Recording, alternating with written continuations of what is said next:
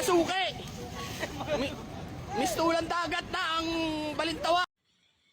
Bilang isang ordinaryong mamamayan, no, nasusulasok ako at talaga namumuhi ako kapag ganito ang napapanood ko.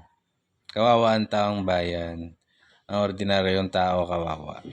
Isang kaig, isang tuka kawawa. Rat race.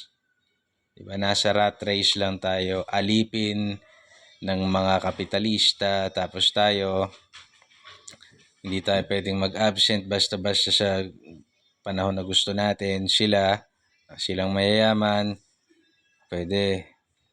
Itong mga politiko bulag-bulagan sa tunay na problema ng bayan, isa na dyan ang baha, traffic, baha, kriminalidad, lalo na sa Metro Manila. Bakit wala man lang nag-iisip na ayusin yan? Bakit parang, Diyos ko, di ba? Anong klase kayong mga leader kung wala kayong gagawin dyan, di ba? Ano ba to? Ipapasa-pasa sa iba't ibang kasi magkakaibang mayor, mga ganon-ganon ang style.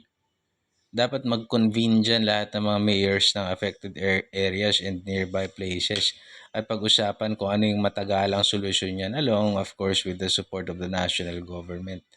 And syempre, mga buhaya pa rin, mga buhaya yung magpopondo dyan. Bakit ba ayaw niyong ayusin yan? Kayong mga politiko kayo, dahil babuhaya kayo, gusto nyo langoy-langoy kayo sa baha. Di naman kayo nahihirapan yung taong bayan Tagal na niyan Parang talagang no, yung pinamukha nyo na lang sa bayan na tanggapin nyo na lang. Ganyan talaga ang buhay. Wala kayong ginawa no? Asan na yung flood control project? Asan na Kasi dapat tayong taong bayan naniningil Dapat, dapat alisin na yung mga ganyan Asan na? Balita ako, narinig ko kay VP Sara sa isang video, parang wala na yata ang pondo yung mga projects ni Duterte.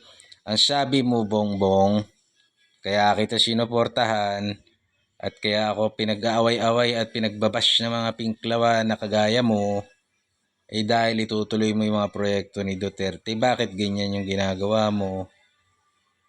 Sinuportahan kita Sinuportahan kita tapos wala kang ginagawa. Wala kayong kwenta.